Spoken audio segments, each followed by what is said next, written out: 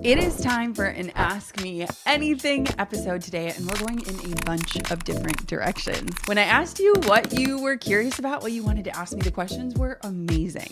From how to schedule your day, to delegating the right tasks in business, in life, to my favorite snacks, how to get into a health routine, and the perfect recipe for a homemade latte. We are going in a bunch of different directions, but I hope that it's going to be a fun ride. This episode is all about you, my amazing listeners. So today we are diving into all the questions you have about life and business and basically everything in between. If you want to connect with other people just like you in the pursuit of their biggest goals, we have a community of over 300,000 people just like you, listeners of this show. Take a minute, go to the show notes or the show description. We've linked up the Facebook group and our Instagram page for you to join in on the fun. And without further ado, let's dive on into all the questions you have for me.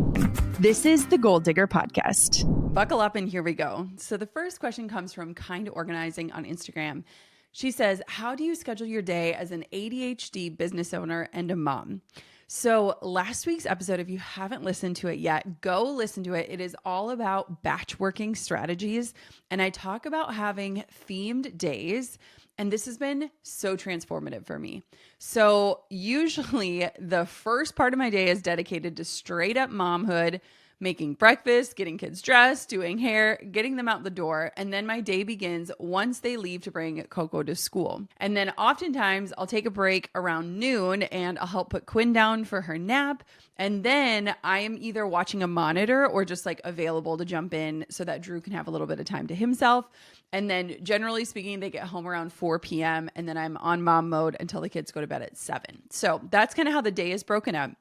When it comes to work, batch working has been the best blessing for my busy brain so that I can try to stay more one-track minded, because my tendency is to context switch, to feel like I'm staying super busy. But when I'm doing that, when I'm constantly switching tasks or having a million tabs open and not really clear on what I need to get done, those are the days where I feel like I worked all day, but I didn't actually accomplish anything. And so this year I've been really trying to honor rhythms, to try to stack my days when my energy is the highest and kind of leave a little bit of bandwidth and wiggle room for the afternoon, and really just be conscious of like, what is my dream day? What does that rhythm look like? How can I honor that?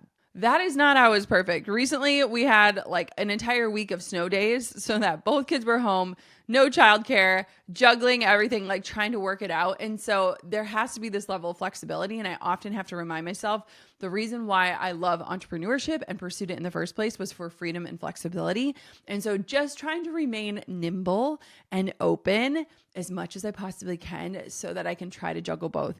One thing that I am working on a little bit more is taking just like a 5-minute breather before transitioning from work into motherhood.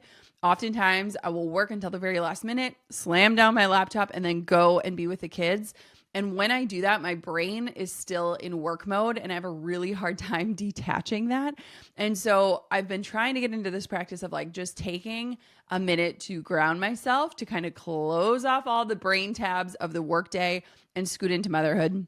And then the final thing that's been so helpful for us is we have this box that is in our pantry, and that's where our phones go, and it tracks how much time our phone is in the box. So it's like gamified for not being on your phone.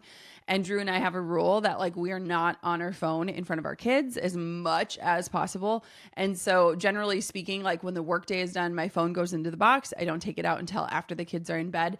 That just helps for me to stay more present with them and just be like more in their world. So definitely not perfect. Still learning a lot about my brain and trying to honor the rhythms and this season of life.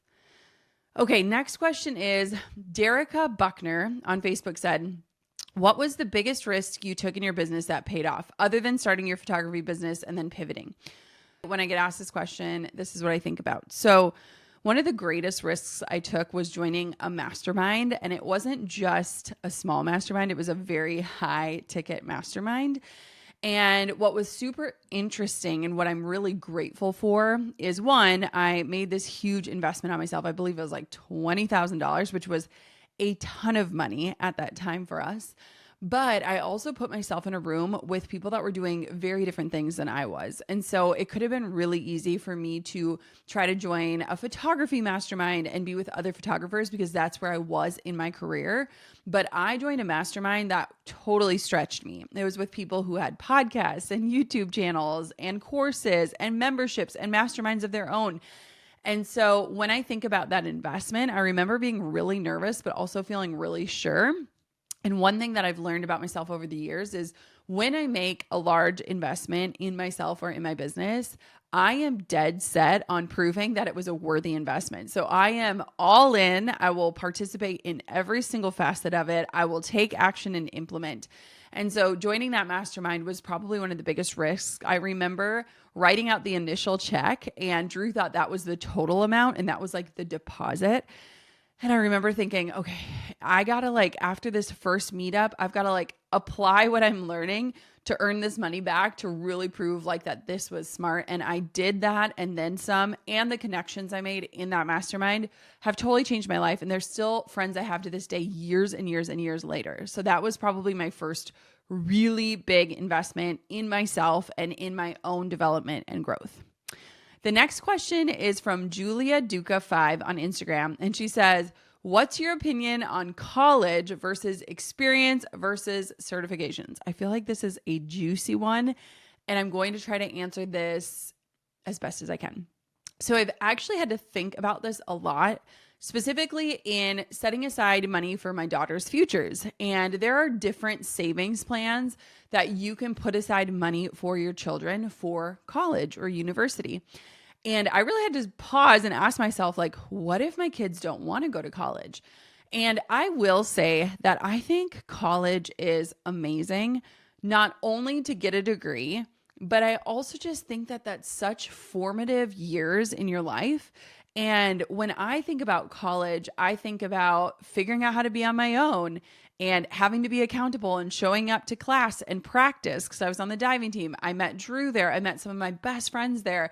I joined Bible studies. There's just a lot of really formative things that happened in those 4 years beyond the learning. And obviously the learning is so valuable. And so I definitely think college is super powerful. But when I look at it, I think it's really powerful for that stage of life. If I were at my current age and having to make a decision, do I go to college or do I get a certificate or get experience?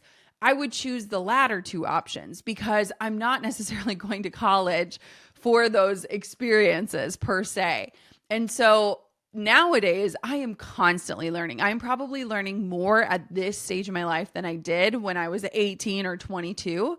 But I think that I am more engaged in learning because the things that I'm learning are the things that I'm seeking out and investing in very specifically.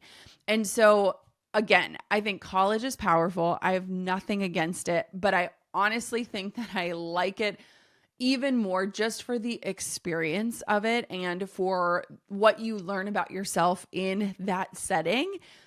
Later on in life, when you're different in your career or you're pivoting or things like that, I think there are so many different ways that you can learn. And for me, the best ways I've learned: online courses, masterminds, mentorship, investing in those types of things. And that's where I think you get the opportunity to turn decades into days when you get to invest and learn systems and things from other people that can save you time, money, energy, and frustration. So that's my opinion.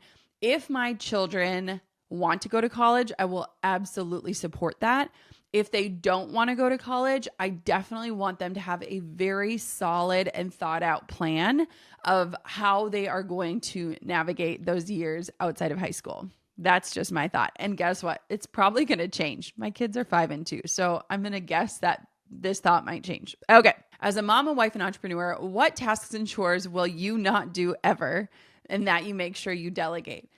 So I don't think there's anything that I'm above doing. I mean, I was out shoveling snow and using our leaf blower to blow off our patio when we got our recent huge snowfall. So there's nothing in my life that I feel like I'm above because at some point or another, I've done basically everything.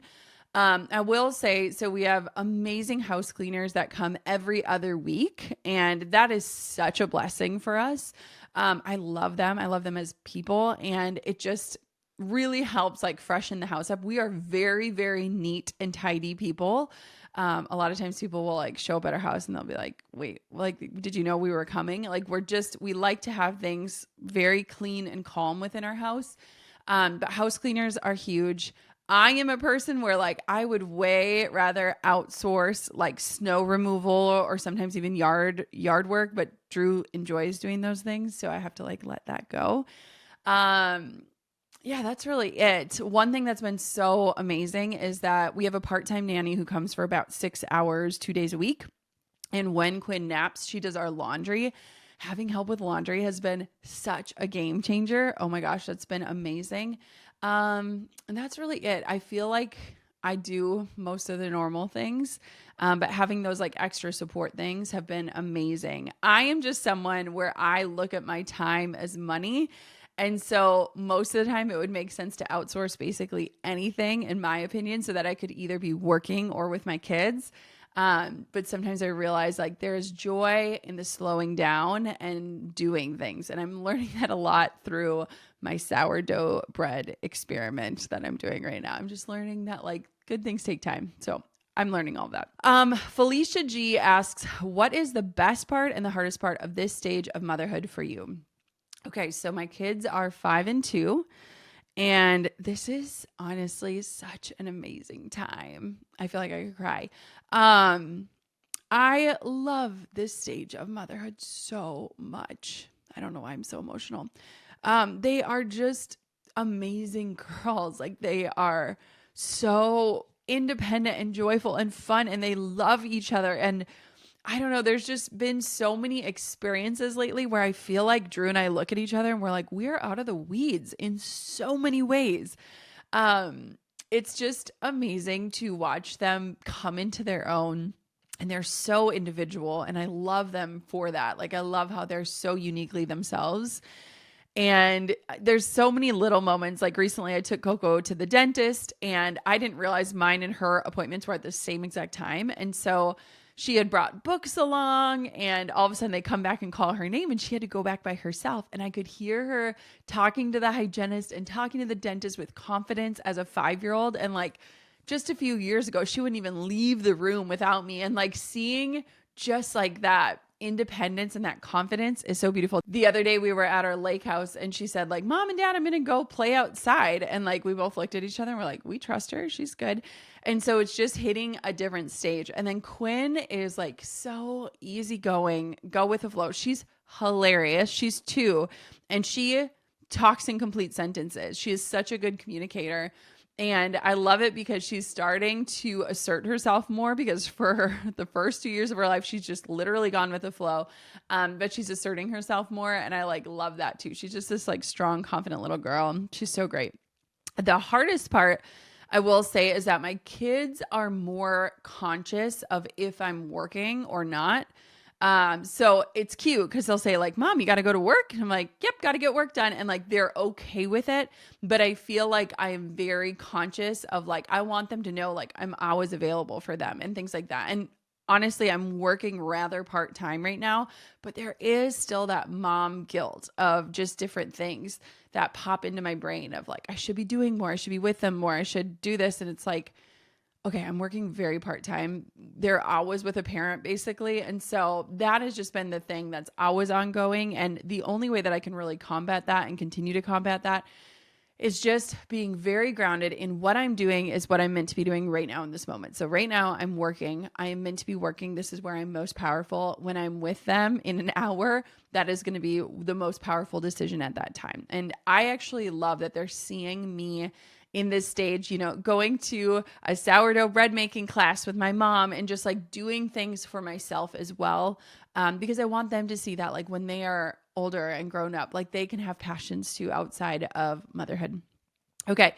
Hannah Michelson one says, what's your favorite coffee order, or how do you make it at home? So I actually only like drinking my own coffee, how I make it. And I'm very particular.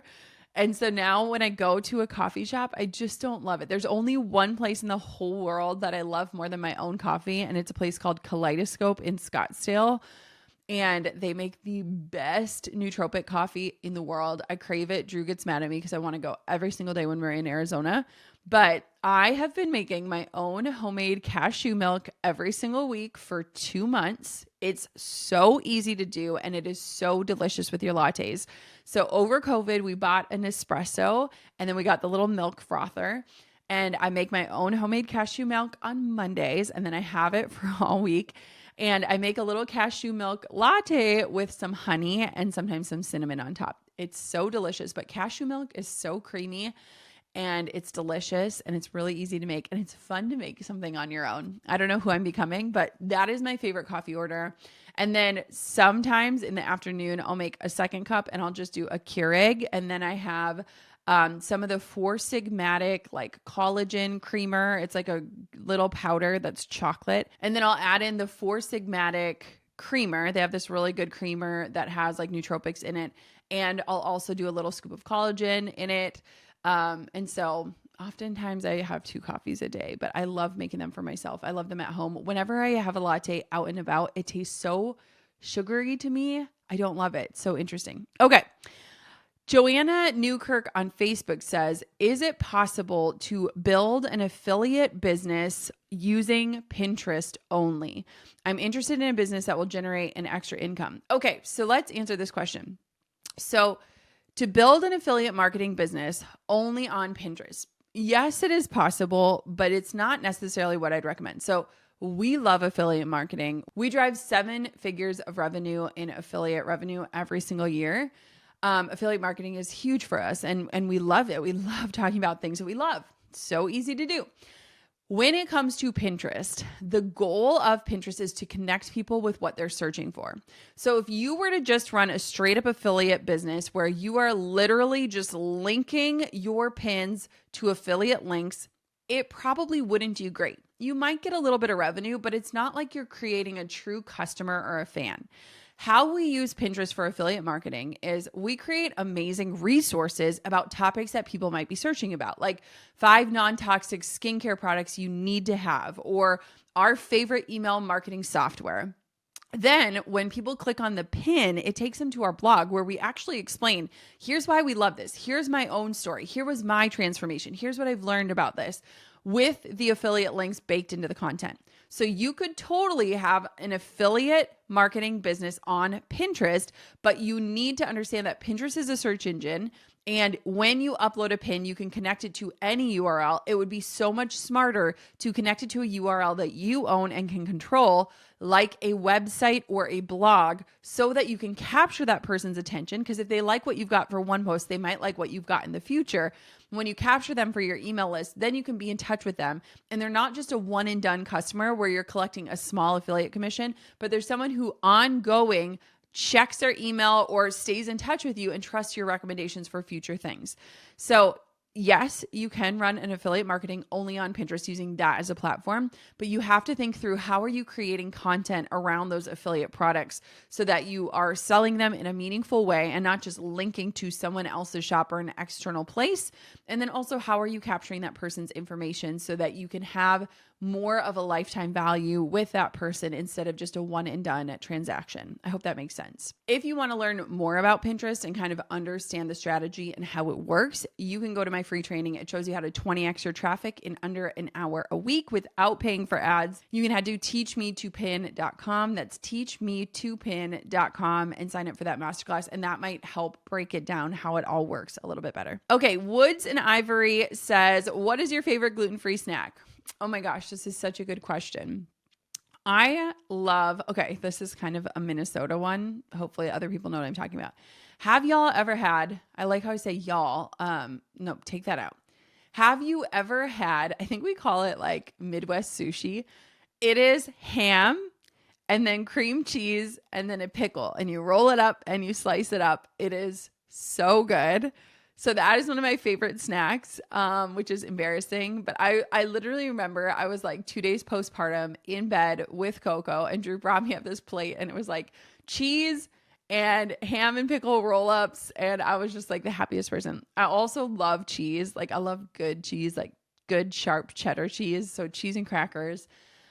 We recently found some really good gluten-free pretzels. So there's one brand called Quinn, really, really good. And then Snyder's actually has a good gluten-free pretzel. Trying to think of what else I love. I love so many things. I love nuts. How boring is that? But I love nuts. Yeah, I like a lot of different things. One thing that's been interesting in terms of the gluten-free world is I've been gluten-free for 7 years now. And recently both of our kids went gluten-free. So we've been navigating that as parents. And overall, it's actually been going really well. And it's been an easy transition just because all of my stuff was gluten-free. So my kids were pretty aware of it.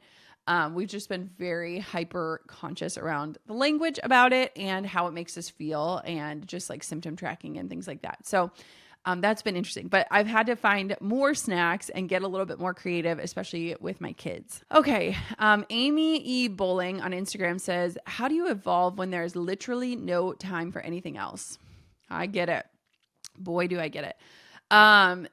So here's what I will say. I actually have a chapter about this in my book called How Are You Really? Where we talk about the enough point. And every single time I've had these like skyrocketed results in my career, there's been one thing present. And that thing that is present is creating more time.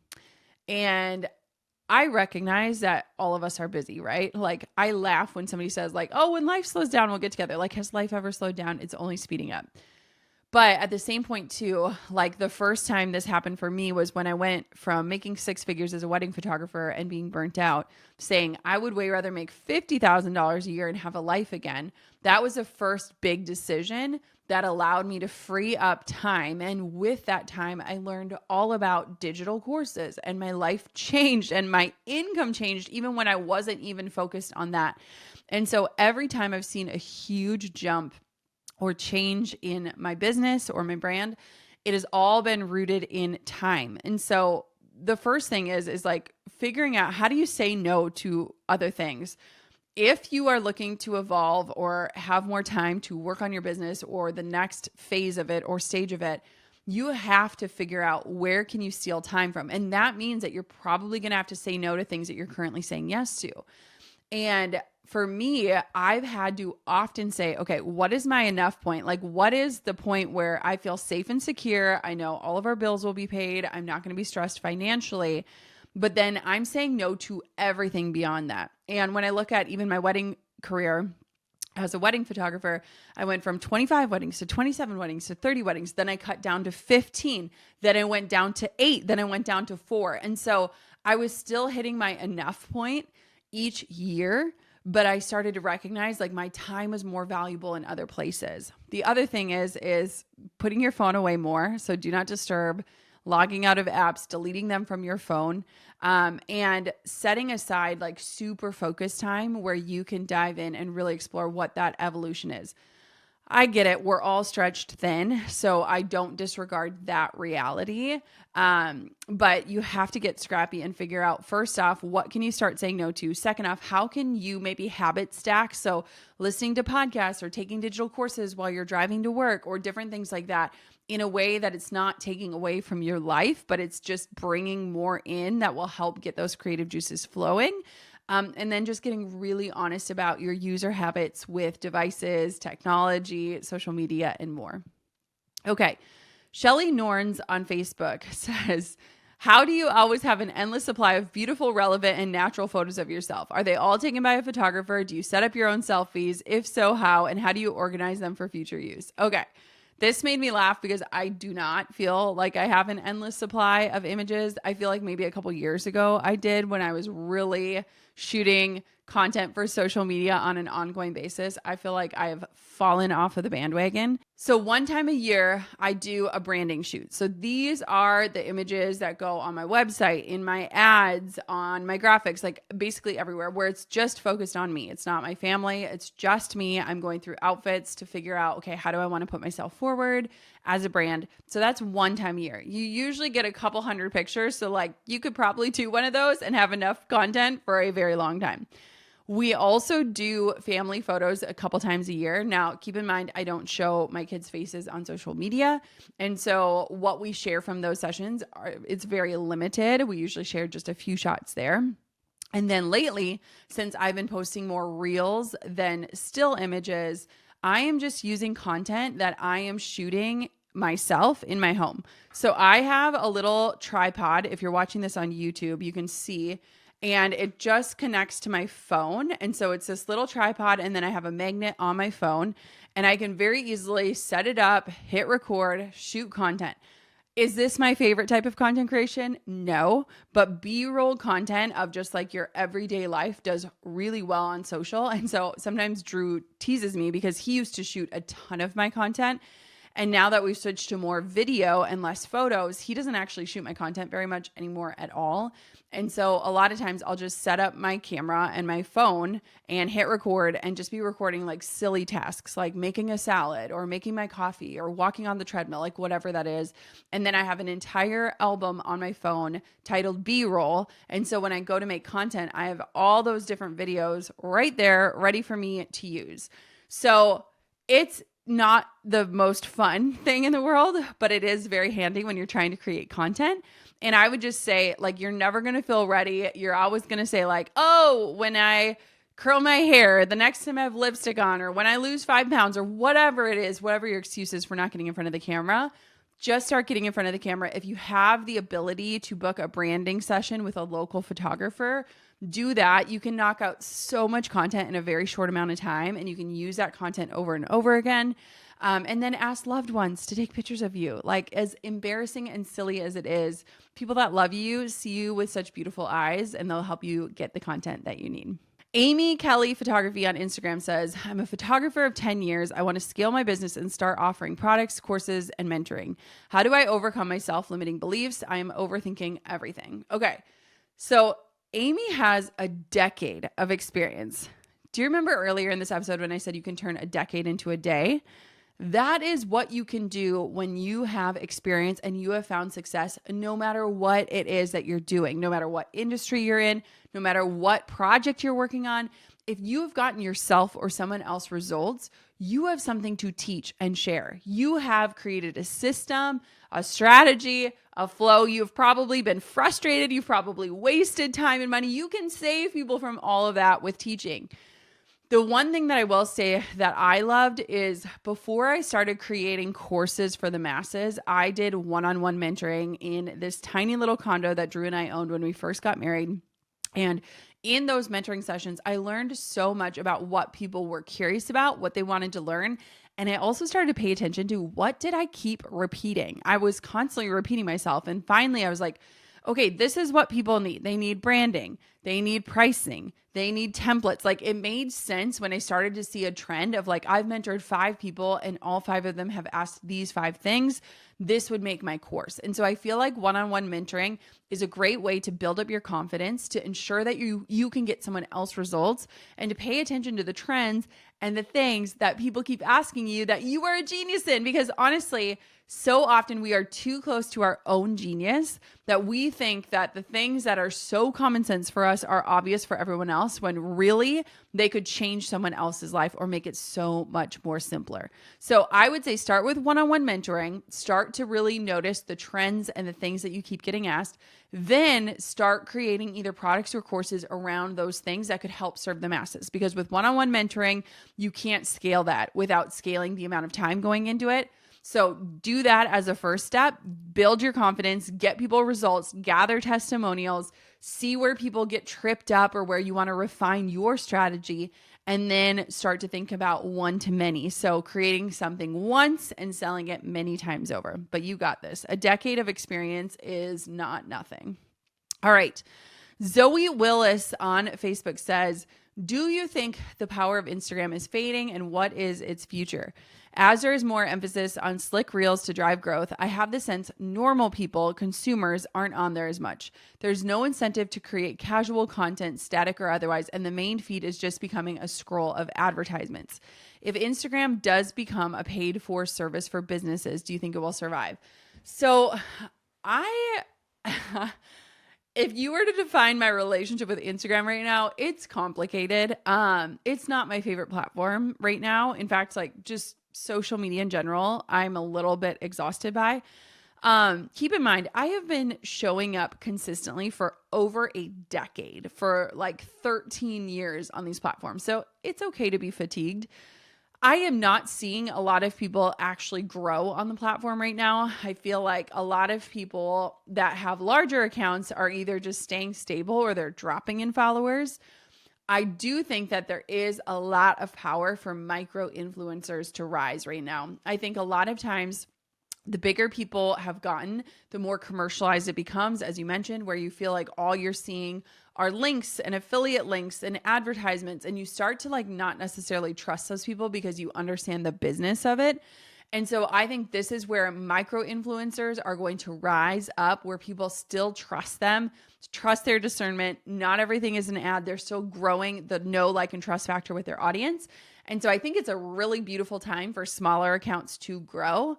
If you are a big account, I don't know, maybe you can keep growing, but I feel like it's kind of stagnant. I think that it's always a good reminder to not put all of your eggs in one basket. So if Instagram is the only channel you're focus on things like Pinterest or LinkedIn. Like, make sure that you are diversifying where you are showing up, create systems so that it doesn't become overwhelming. But remember, you don't own your followers and you can't control their experience on the platform. And so this is why having something like an email list is so important. The goal of social media should be the handshake. The real place where you serve and sell is your email list. And so any efforts that you're putting into social media, the main goal should be to get people off of those platforms and onto your email list. That's it. Like, that's the only thing. And so I don't know. I don't feel like it's fading. I feel like it's pivoting and changing. I feel like the content and the way that we're creating it isn't my favorite iteration of Instagram. I loved when things were more heartfelt and slower paced. I feel like everything is so fast and quick hits, and you don't get complete thoughts, and it's sound bites, and you don't actually get to explain what you mean. And so I'm curious to see what the next evolution is and how it will continue to change. But the one thing that's constant is that it's always going to be changing. Janet Egan says, how is your business doing not being on Instagram as much? I don't want to be on social all the time. How do I still grow my business? So this is a great question. Speaking of Instagram, I have been pulling way back on social media lately. It just has not been making my heart sing, and it's not been a space where I just feel very creative. I feel like behind the scenes right now and in my own personal life is like where I feel most alive.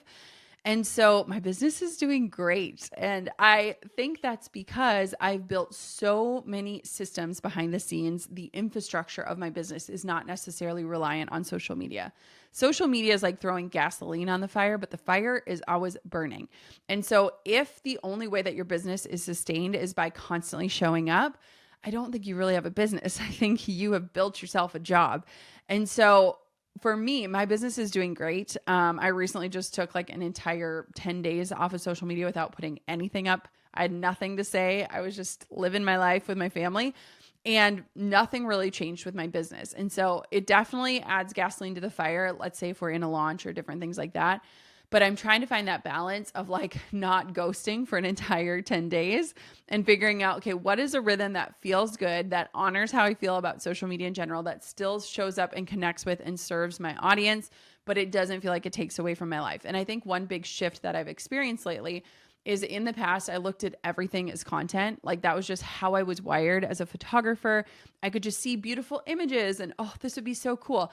And the unwiring has been so intense for me where I don't look at my life as content anymore.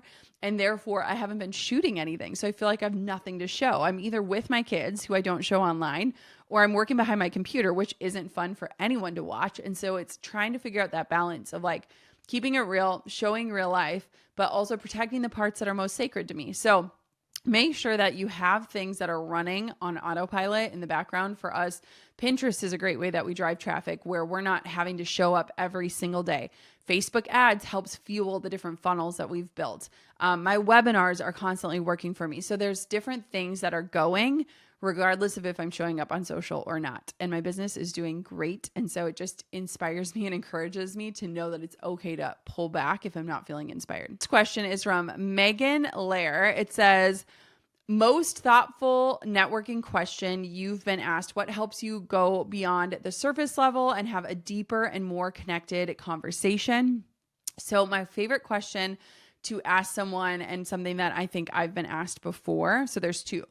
One of them is, how do you define success in your life right now? So like, finish this sentence. I know I'm being successful when, and it looks different for everyone depending on whatever stage of life they're in. Like, so for me, I know I'm being successful when I am present in my work and also present as a mom and not thinking about the other when I'm doing one. The second question that I love to ask people, and this is a bit deeper, but this is what you asked for, is what would your 8-year-old self be sad to know that you no longer do? And what would they be happy to see you doing today? And I feel like that's so powerful because you get to connect with people's inner child, which I think is so beautiful. And I also just think it kind of reminds you of like the things that made you come alive when you were a kid. I remember when somebody asked me this question the first time, the first thing I thought of was playing the piano. Like, I loved playing the piano as a kid. We now have a piano in our house, which reminds me I should be playing it more.